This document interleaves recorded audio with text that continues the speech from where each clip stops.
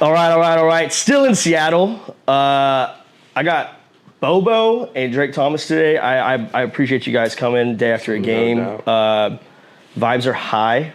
Merch looks great on you guys, by the way. Also, what's that? The merch looks great on you guys. You look like models. Make sure we get some model pics for these guys. These might be on the website. It just fits. It just fits. You know, it's natural. It's natural. It's like a good glove. Everyone gets a nice receiver glove every once in a while. You're like, the threads on this motherfucker feel right. Yes, you know, I'm gonna catch something with these today. Correct. I love it. Correct. But let's just start with you. You had a night last night. Yeah. I mean, those are always good. Always good. You know, and I don't want to be the guy to downplay it, but dude, preseason. If all you have to do is just catch the ball and kind of like fall into the end zone. Yeah, life's pretty good. I mean, this ball thing's kind of easy. You know, this guy.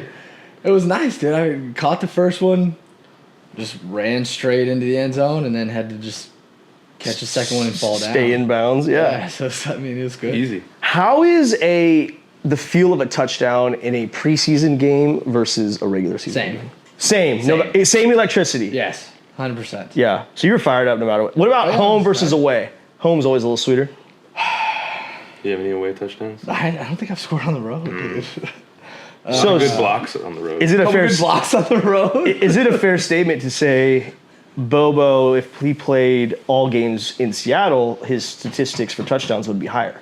Yeah. I mean, Lumen's just a good time. You got to experience it. It's a sick stadium. Sweet. It's a sick stadium. That was pretty close to a regular season. I mean, game. I think really? it was like 60-something thousand were there. It felt popping. Yeah. And I've never been at a game at Lumen, but I played UW my junior year. And it's same architect who made the stadiums. And they were 3 at the time that year. 3 in the country. Oh, it was with Pettis and all those fucking dudes. Yeah, correct. It was when they went to the playoff, early on. Yeah.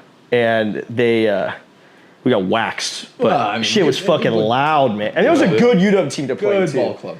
Yeah, they had a good year. Yeah. But I remember specifically being like, it's loud as fuck. And we played Bama the week before. And we had a fucking shitty schedule, man. We had a shitty fucking schedule. We played, Jalen Hurts played the first half, and then Tua came in to relieve him. That's Good. Good. That was a good ball right there. Yeah, I mean, was Buda Baker on that UW team? Or was that? I don't know. Minka was on the Bama team, so it's probably same. Yeah, around the same time. Same time for him, yeah. But no, Lumen's sick. It's sick. And the little nest is pretty fucking sick. Bro. I feel like if I was a Seattle guy, I'd be a nest guy. Oh, the little triangle? Yeah. Yeah, man. I mean, I never really looked up there, but is it like a certain section to get up there? Yeah, I'm sure there's an elevator or something like that, but stairs. Yeah. There's seats on the top of it, like the little thing. It's a sick stadium. Know your own damn stadium. Yeah. What are you doing? I guess I never really paid attention that there's not like a visible entrance to it, you know what I mean? I see what you're saying. Yeah, fair. You just kind of get teleported up there or something like that. I mean, you guys both were and I'm thinking from a swag perspective now, because I asked Stoley about how a long snapper drips out. I mean, he's got it down. He took me through the process. He puts the sleeve on. Retro. He's got the he talks about it. He talks about it.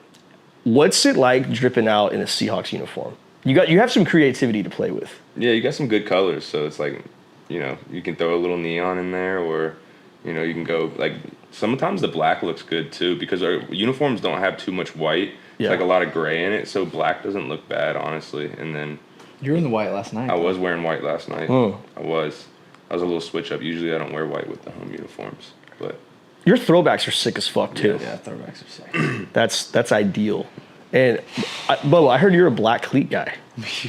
Tell me the theory behind the black cleats. So, were you a speed guy back in the day? Clearly, I'm not a bruiser, so yeah, I'm a speed guy. So the issue with me is I am not a speed guy. Yeah, I'm gonna follow up on this. So something funny? Stoley gave us some insight. Through all of my years watching film, the public thinks you look faster in white cleats. 100% you do. You don't. Yes, you don't. You don't. Yes, you do. On film, you look faster in dark cleats. No. That's a hot take. How are you going to tell me? That's a hot take. If anyone would know, it'd be me, bud. watched myself wearing black cleats versus white cleats. Yeah, but it's not essential to what you're doing. It is essential for me to look fast. I can tell if I look faster. Can you just hide being slow better in black cleats? Maybe. Is that the sentence? Maybe that's it. You just hide lack of speed. It's deceiving. Right. Yeah. Bro, I feel like Bobo is not honestly that slow.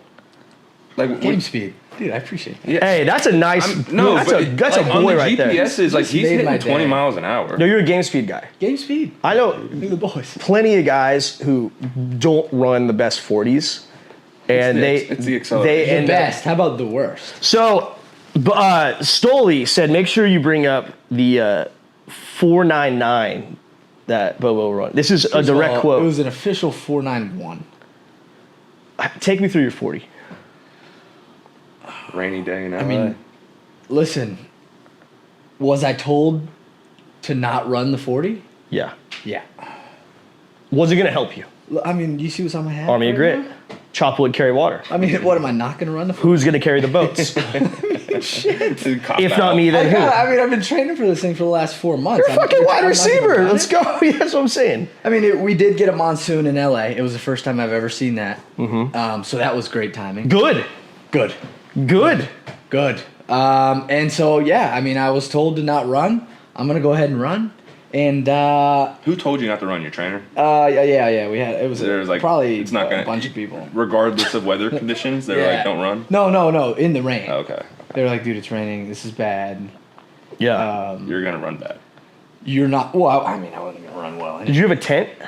Or was outside? Tent? Or was outside? Oh, it was outside. UCLA didn't have an indoor because it doesn't rain in LA.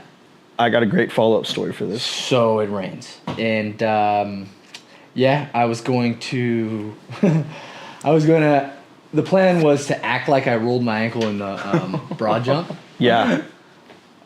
Bro. You're not that guy. I'm not doing You're that. not that guy, way. pal. I'm not doing No that. way. And you know what? Even if you did, I'm still running. Right? Yeah. I'm running. Yeah. Tape that sucker up and let's roll. It wasn't fast. It was a 491, 499 on a few stopwatches. Which is bullshit, No by the way. fives though. We didn't hit fives. No, we didn't hit 5. I mean, shit, we might have. If you might have got. I don't know. five, I wasn't asking. Yeah. No, fuck.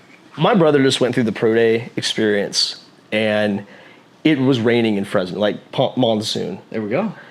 They have an indoor. No. Ooh. Bring the Juice, being the brother that I am, knew that he, being an undersized wide receiver, needed to run Fast. And he at training was running like 4.31, 4.29. Yeah. Like he was on that cusp of tapping in the 4.2s. I rented a tent. Yeah, you did. In the stadium. Yeah, you did. 47 yards.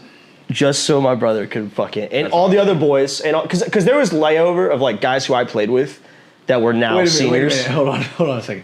You rented a tent? Just like a strip like that. Like that a was fucking 47 yards long. Yes. That's awesome. Dude, don't say I'm not for the fucking boys. I mean, that's awesome. electric, dude. I've never heard of that. Fresno State's like, are you sure? And I'm like, and I have a great relationship with him. I do their pregame show. Yeah. My brother, we've played there 10 years in a dude. row. Right, it's a family deal. And I got, for the golf tournament, I always got to rent tents. So I'm like, hey guys, I've got a 40-yard. we got to get this fucking tent made. Right. And they're looking at architecture and permits. And I just said, Fuck I'm you. going to pay fucking cash. Right. Get the goddamn tent in there. Yeah. And then I told my brother, I'm like, Mac, you better run fucking fast on this shit, man. You ran fast. But you know what? I want to get to the hand time on pro day. Oh, yeah. Why are we still doing hand times on pro day? It doesn't make any sense. We're trusting 32 guys with stopwatches. And they just throw a number out. And they throw bullshit out too. Yeah. Like the numbers from pro days are honestly What'd you run? ridiculous. I mean, I don't know. Like I ran 4.60 to like 4.67. So like It was a 4.6. 4.6. Respectable. But still, it's like. And as a backer, like that's. Yeah, I mean, I wanted to hit in the 4.5s, but. Well, everyone wants 4.60 was. Yeah, dude, I wanted to hit that too. Very close to that, but then I heard 4.67 too, Must be and nice. it was like that range is just like it's annoying. Well, then you hear rumors too that scouts call out times that are shittier than they clock to turn other scouts 100%. off. But There's bias. in the moment, as the guy running, you're like, what the fuck are you talking about? Yeah, I mean, that's a bad There's deal. bias. Like, the scouts have biases, and then they have, like, certain narratives about guys, I feel like, that they want to be right about. Yeah. And so, like, they're going to... This guy's fast. Yeah, look how great he look is. how fast this was. Or Yeah. if someone got a good time, maybe they, while they're all discussing, like, what this kid ran, he might keep that time to himself. He's like, oh, we want this. And kid. guys do. Yes. Guys definitely do, especially pro day. I mean, the whole thing's jacked up. It's so jacked up. It's jacked up, just in general. It's... I mean, if you can play ball, you can play ball. Yeah. Yeah. I understand why you do it. There's got to be better tests to measure, like, I mean, we're still using the same tests that, like, we've used forever. That there's got to be better methods. I think there's just... The 40-yard dash is the OG... So what's your 40? Like, you talk to a guy on an airplane... Yeah, hey, what'd you run? So like, what kind of 40 are you? And people don't realize a 4.6 is humming. Fast. Humming. Fast. And then you see some, like, Florida State DN run, like, a 4.4, and you're like, that guy's 280 doing that? 285. That's scary. Freakish. That's freak-like. What's your take? So we're talking about evolution in the game right now. Chiefs, Seahawks, we experienced a measurement, an AI measurement. Yeah. Oh, yeah. Okay, and I know it fell in your guys' favor, but it took a while. okay, let's air this out. So I get the overhead camera, makes sense, right? We got the sky cam. You're right. We've got the tech to do it. Sure. What I was confused off of is they were 1.5 feet short on the spot of the ball. Yeah. You can't eyeball. A chain gang, would have spotted that out in what, 5 seconds? Put it down, and been like this far. I get for like 1 to 2 inches. So did they use it to get the spot of the ball, or did they use it to see if we got it from the ref spot? You know what I mean? I don't know. The true spot. Is the spot correct? Like, that's what I was wondering. Like, are they doing both? Like, They should be doing all of it. They should keep the normal chain gang too. yeah. And maybe this is just me. Hot take. His brother on the TV. Oh, fuck yeah. We'll get into that. Hot take though. Doesn't it feel like there's a lot more room for error at this point? Like, Vegas could call up some referees and be like, hey, give them that first down. Right. Or like, exciting game. We want to keep this drive alive. Like, hey, fuck. Like, the public is in the absolute dark. Not the public. Anybody besides the top office. Rabbit hole. That's what I'm saying. And there's always the rumors of the NFL scripted and all that shit. I don't think the NFL's exactly scripted, but I think there's a little bit of heave and hose. There's the mafia involved, maybe. Right. We want a game to go this way. Sure. Who's going to sell tickets? We want to get views up. Caitlin Clark, put her on primetime. Great ball player, yeah. We need her and Angel Reese playing more often. You know, that's views sell. That's what it comes down to. In the league. Yeah, get them in the NFL. It'd be a great little one-on-one. I'm sure they'd love to go do a little Oklahoma drill against each other or something like that. That'd be good. Okay, Drake, you said we're watching your brother right now. Well, not right now, but he's on. You have a brother in the league. Yeah. And you guys grew up together. Yep. Tell me, and again, like, coming from a football family, grinding, it starts when you're 6. Yeah. You're competing, you're training. You don't know what you're training for maybe at exact 6 years old, but you know you're competing with shit. Mm-hmm. And then as football became an element in your life, like, how was that journey growing up with a brother who pushed you and you got to push him? Yeah, it was really, really cool. My dad played football too. He played college football. And so we both, I feel like, always looked up to him. Right. Pops at the game last night? He was. He flew in. Same build. Same legs. Dude. But yeah, he flew in, dude, and he took a red eye. Like, he left in the third quarter, took a red eye to Minnesota to get that game. Wow. Man. Grinder. Yeah. You love to see it. Yeah, but it was awesome. Like, everything that we did, like, it was just a competition, right? And he kind of set the path before me.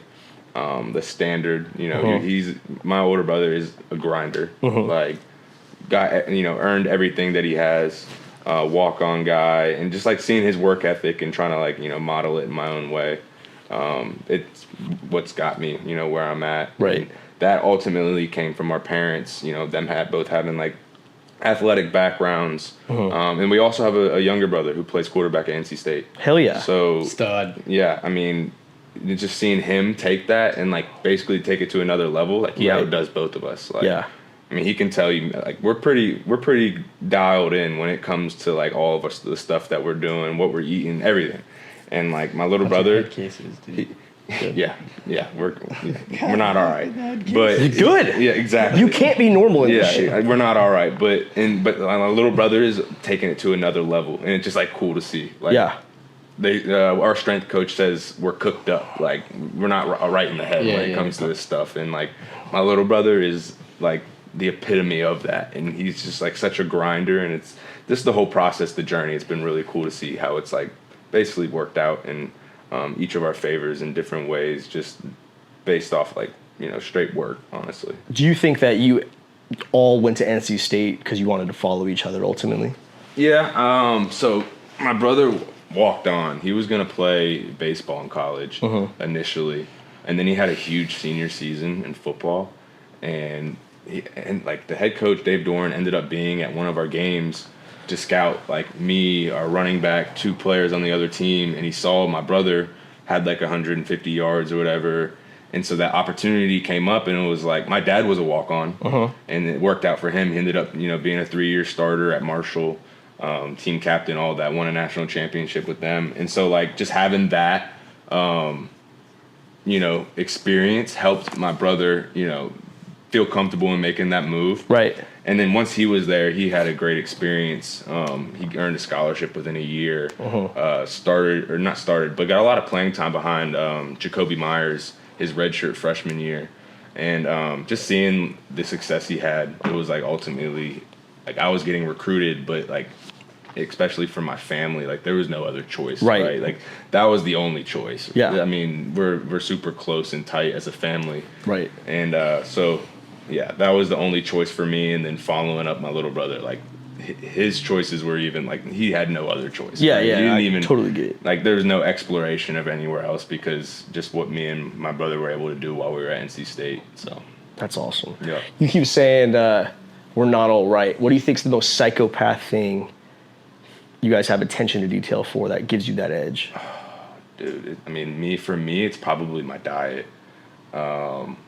Haven't had a carb since 08. Nah, I mean, carbs are important. So my fiance is actually a dietitian.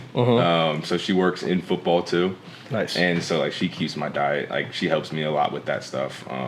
But carbs are essential. You gotta fuel. I don't know. I feel like it's just like everything is carb load. Fettuccine Alfredo. We are it's hard to pick out one thing that we're like super dialed in because I feel like it's like a lifestyle. It's like we live our lives in a way that's like super. He's just a sicko, dude. Yeah, like he's gotta lift at the same time every day. He's gotta do the same thing post practice. Like I walk in, he's on the BFR, watching film of practice that just ended no more than 10 minutes ago. Yeah. Has to eat the same food at the same time. What else we got on there? I mean, he's got to wear the same shit. Just like, dude, come on, dude.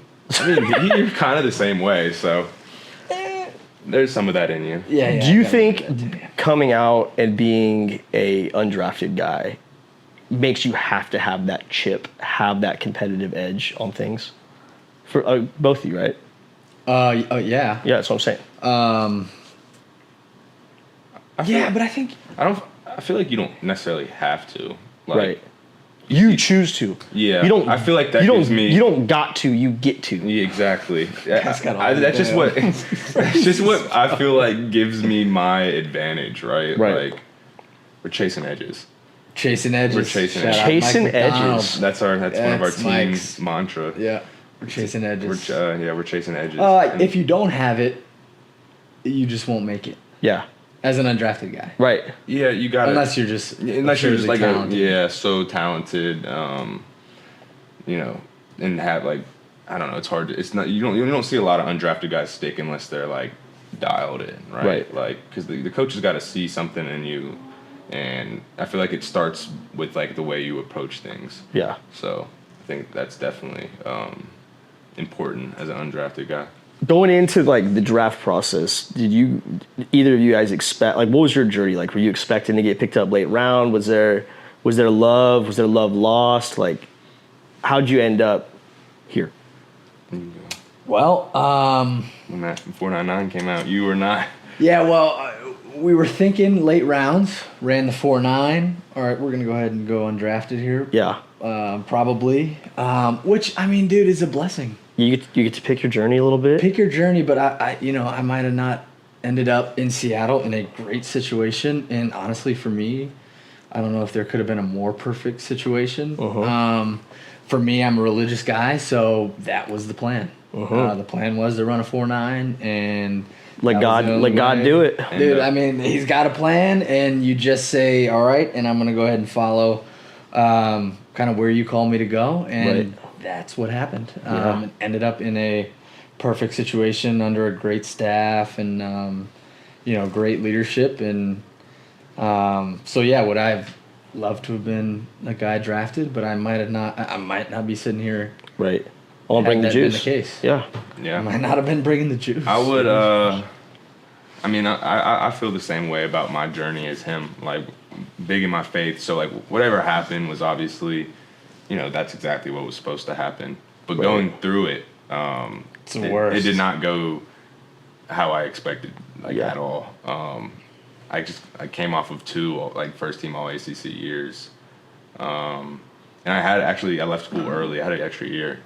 And the feedback I got postseason, usually coaches, I feel like it's college coaches, they're quick to tell you we want you back, come back. Right. And my coaches basically didn't say that to me. They said that they couldn't ask me to come back just because of everything that I had done at NC State, and they felt like I had a really good shot at getting drafted into the NFL. Because I told them, I was like, I don't want to declare and go undrafted. If I have an extra year of college football left, I don't want to do that. Yeah. So the feedback I got, I literally heard third round and from some people, 4th round, 5th round. I mean, going literally all the way after pro day, same thing, top 30 visits. I didn't get a combine invite, which was a little bit. You got invited, didn't you? Yeah, didn't get a combine invite. Bobo. It was a little surprise. You should have just ran your 40 there. Yeah, probably. lasers. Stay away from the lasers. No, not a laser guy. But yeah, I didn't get the combine invite, and I was kind of that was kind of the start of that's that's not what was expected. Right. And then, but I was still going on 30 visits with teams. I'm on draft boards.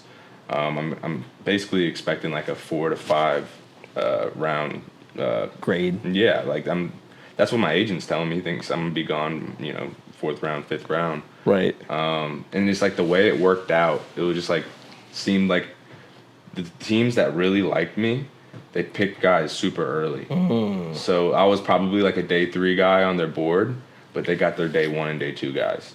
So it was early I was okay, I don't know how this is gonna go. But even day 3, through the entire draft, I'm thinking at some point I'm gonna get picked up. Right. Until it's over. I didn't, and then it's you got to make a decision so fast. Oh my gosh, man! It's the craziest thing ever, and I should have done more, research about when I went undrafted, or if I went undrafted. But I ended up just choosing a situation, and I got there, and it was it was rough. It was rough. His how he talked about how he walked into the perfect situation. That was not my experience at all. It was really coming from the ground up. It was there was nothing there that. I had no leverage or no nothing to work on, and it was I walked in and the coaches don't even know my name. Yeah, and it's and then in the back of my head, I'm I just left school early for this. Yeah. But he said, God has a plan. I had to go through that, right, and I learned a lot. And eventually ended up in Seattle, which has been a great situation. So, right. It all happens for a reason. Well, there's darkness before there's light. A lot of times, you got to go through some bullshit. Nothing's ever come easy, right? And I think the guys who make it out of the shit are the guys who just keep on going. You see that one, the one meme of the guy axing trying to find the diamonds. Yeah. Swing a couple more times and maybe you're gonna hit something. But keep going. And you know what too? This this game. It's such a business. In college, in high school, it's a fucking business now. It's a business all the way up. And sometimes it's a number game. Sometimes things work in your advantage. Injuries come into play at times where it's like, you know, when you're the guy hurt, it's shitty because someone else at the end of the day is getting your reps to take your job. That's an opportunity for someone else, yeah. But also, maybe you're the guy healthy that day and you're getting your opportunity, right? So you just got to keep chopping wood, carrying water, and showing up. It's the long game. It's the long game. It's the long haul. You just got to stay available for long enough, and then once you get that op, you got to take advantage of it. So the best ability is availability a lot of the times. For sure. I think, you know, your draft day story, it is crazy how fast, like, the UDFA stuff happens. I experienced it with my brother this year, and he was in a similar situation where coming from Fresno State, it's like smaller school, less hype, didn't get the combine invite, played in one of the BS, you know, all-star games, and you don't know. Certain teams are calling you, we like you, we like you, we like you, we like you. And my parents, being a football family, were like, we want to know what's happening. We had the basement, big old Post-it notes of who's on staff, what's their contract, like who's talking to him, who's calling. And ultimately, like, draft wasn't even over yet, but the teams that were they start calling. They're calling, hey, we want this, and it starts for this amount of money, then that amount of money. And it's also like, are we just chasing like an extra $25,000, but the wrong situation probably isn't worth it. But he had a couple teams on the table, and his agent's like, you have 30 seconds to decide. Crazy. You have 30 seconds to decide. And there's like 100 people in my parents' living room. Yeah. We walk into our childhood bedroom, and he's like, bro. Electric. And I'm not going to burn all the situations, but basically there was one successful team and there was one really unsuccessful team and not great quarterback play. Yeah. And I was just like, dude, what are we doing? Let's get some good quarterback play. You're a receiver. Let's go. Go do what you got to do. And improved system. Yeah, and also similar, like you said, a guy, if they draft someone from your position group in an early round, like, you really don't want to go there at that point because they're going to put that first, second round guy above a fifth, sixth round guy. Any opportunity. That's what I'm saying. So do you want to be put in that situation? But it's a grind. It's for sure a fucking grind. And like I said, I tip my hat to you guys on that shit. Is there a guy on your guys' journey so far that's like helped elevate you to become a pro? Been a good influence? A bunch of guys, I feel like. You just kind of look around and see the guys that are successful. There's a reason they're successful. Yeah. Could you pinpoint one, you think? I mean, an easy one, it's kind of a cop-out answer, I feel like, is Bobby Wagner. Right. Like, that's, like, he was the epitome of what it means to be a pro. Right. And everybody will say, that's literally what everybody says about Bobby in the Seahawks building, like, the ultimate pro. I mean, there's a reason why he's having success in year what is this, 14 for him? He's gonna have he had like 150 tackles last year. Yeah, that's crazy. Like this consistency and his regimen, just like that's why he's able to do it. So yeah, Bobo. I mean, I had two in DK and Locke. Talking earlier about the kind of perfect situation. The way those guys took care of the younger receivers matters. Bro, like, you hear, whatever, NFL's a business, you know, it's cutthroat. Dude, we stepped in that building, and it was, like, immediately...